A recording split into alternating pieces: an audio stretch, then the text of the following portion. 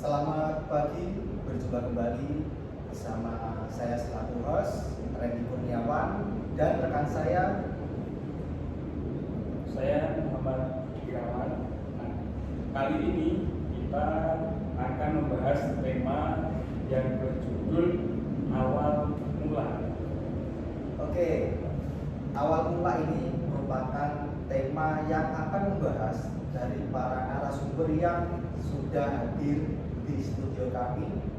Nanti para narasumber akan menjelaskan, menerangkan pengalaman-pengalaman awal mereka dalam terjun di bidangnya masing-masing. Nah, untuk itu mari kita perkenalkan satu persatu narasumber yang telah hadir bersama kita. Baik, yang pertama ada di samping saya yaitu Mas Adam. Beliau merupakan wasit bola basket yang sudah melanglang buana di Disiplina Kediri. Berikutnya ada Mas Aziz yang merupakan pelatih aktif di futsal Man3 Nganjuk, dan yang paling ujung Mbak Galo sebagai pelatih renang. Nah, langsung saja kita menuju ke narasumber yang pertama. Halo, selamat pagi Mas Adam. Selamat pagi Mas Mohon Budi. izin, hari ini kita ingin berbincang kepada Mas Adam. Ya, pertama saya ingin mengetahui tentang bagaimana sih awal mula Mas Adam ini tertarik di dalam dunia perwasitan. Dalam perwasitan Ya, awal mulanya itu bagaimana sih Mas Adam bisa tertarik? Oke, terima kasih Mas Budi. Awal mula saya memasuki ranah perwasitan bola basket yaitu pada event bola basket semester 3 yang diadakan oleh mahasiswa angkatan 2021 yang pada mata kuliah bola basket. Yaitu pada event tersebut saya ditunjuk atau dimintai sama dosen bola basket yaitu Bu Fia untuk menjadi wasit basket di event tersebut. Setelah itu, sebelum event berjalan, semua teman-teman wasit pada event tersebut disuruh latihan. Minta latihan untuk perwasitan tersebut agar lancar pada event Nusantara Cup tahun 2022. Dan saya menjadi wasit di kategori SMA Putra dan SMA Putri.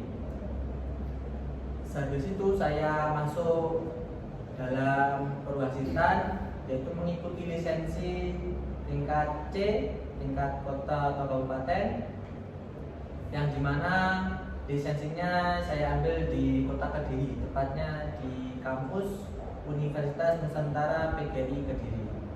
Mungkin itu awal mulanya. Baik, sangat menarik sekali. Ini kita menyambung ke pertanyaan berikutnya. Nah, apa sih sebenarnya yang memotivasi Mas Adam sampai bisa terjun ke dalam dunia perwasitan atau dalam dunia karir? Bisa kita sebut. Oke, motivasi yang saya dapat yaitu dari dosen saya sendiri yaitu Bu Fia. Beliau juga selaku wasit FIBA tingkat internasional. Saya dimotivasi untuk terus melangkah di perwasitan agar nanti kehidupannya bisa lebih baik dan mendapatkan teman-teman di berbagai kota. Seperti itu Mas Budi. Selanjutnya Mas Adam mungkin dari awal mula sampai bisa termotivasi terjun ke dunia perwasitan, mungkin ada salah satu pengalaman dari Mas Adam yang paling berkesan.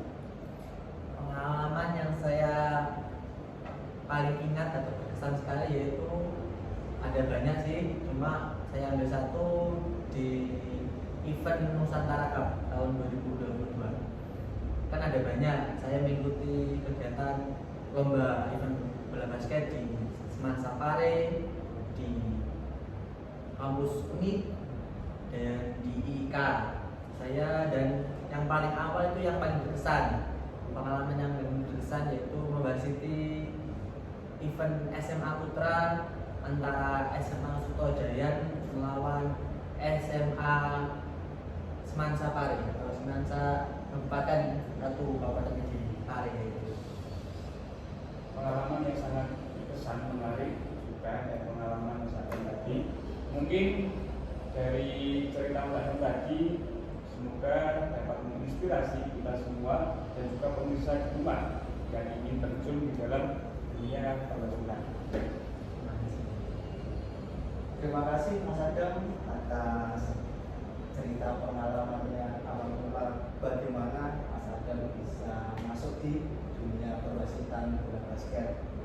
Baik, narasumber selanjutnya merupakan pelatih tim futsal di Mandika Nganjuk, Mas Aziz. Saya ingin ngobrol dengan Mas Aziz. Seperti apa sih awal mula Mas Aziz bisa terjun di dunia kepelatihan?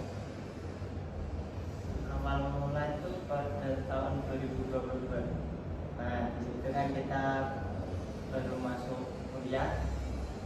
Itu saya dapat panggilan dari pihak madrasah karena beliau itu mau dipindah ke sekolah lain.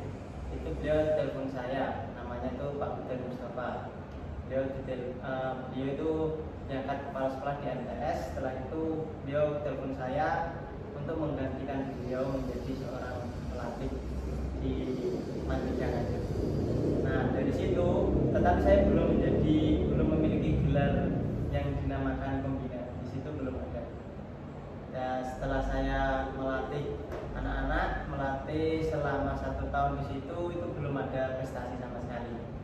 Nah, di tahun 2023 barulah saya memahami bagaimana kekurangannya di tahun kemarin. Saya bisa mengenali lingkungan madrasah, dan setelah itu pada saat ada perlombaan di tingkat kabupaten, saya itu bisa memberikan sebuah prestasi khusus untuk Mandika Nganjuk. Dan setelah itu kan saya mendapatkan juara 2 itu. Setelah itu saya diangkat menjadi seorang pembina atau biasa disebut dengan seorang pelatih.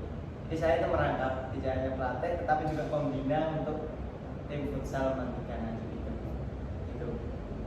Oh, berarti Mas Aziz ini awalnya dari bawah ya Mas? Ya, dari nol. Nggak langsung tiba-tiba daftar di ekstra futsal di Mandika, kemudian langsung menjadi pelatih dan pembina. Ternyata Mas Aziz itu dari dasarnya pelatih dahulu, Ya. dari awal yang sangat kesulitan untuk mencari prestasi, dan akhirnya dapat membuktikan bahwa tim futsal di Mandika itu bisa berprestasi dan akhirnya juga menjadi pembina di ekstra tersebut. Ya. Itu ya Mas Aziz. Baik, pengalaman yang sangat bisa menjadi motivasi tentunya untuk pemirsa. Saya lanjutkan saja, Mas Budi. Ini bagaimana untuk narasumber yang ketiga? Oke, ini sangat menarik sekali dari beberapa narasumber di sini. Ini kita perkenalkan narasumber satu-satunya narasumber perempuan yang kita undang. Selamat datang Mbak Belu. Oke, nanti kita ingin ngobrol, berbincang-bincang, mengetahui tentang pengalaman Mbak Belu. Bisa Mbak Belu? Ya. Oke.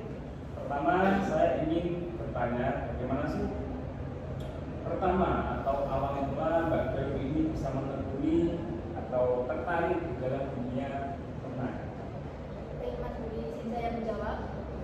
Saya waktu itu pertama kali diajak sama namanya beliau Mbak Uci. Waktu itu Mbak Uci berbincang-bincang sama saya. Setelah itu beliaunya menawari saya jadi pelatih. Setelah itu beliaunya tidak langsung diajak menjadi pelatih. Nah, tetapi saya itu masih diajak ke temannya, yaitu beliaunya Mas Thomas. Setelah itu saya jadikan asistennya Mas Thomas, jadi membantu beliaunya melatih anak-anak kecil. Pada itu saya pertama kali menjadi pelatih. Kebetulan waktu itu saya latihannya di Semampir waktu pertama kali. Setelah itu hari ke hari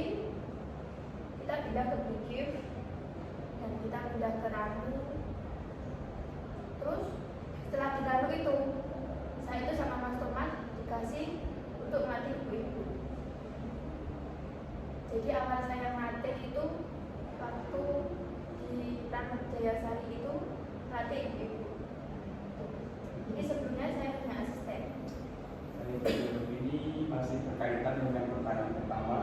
Jadi yang memotivasi Mbak Belu untuk terjun di dalam dunia renang tadi apa sebenarnya? Terima kasih.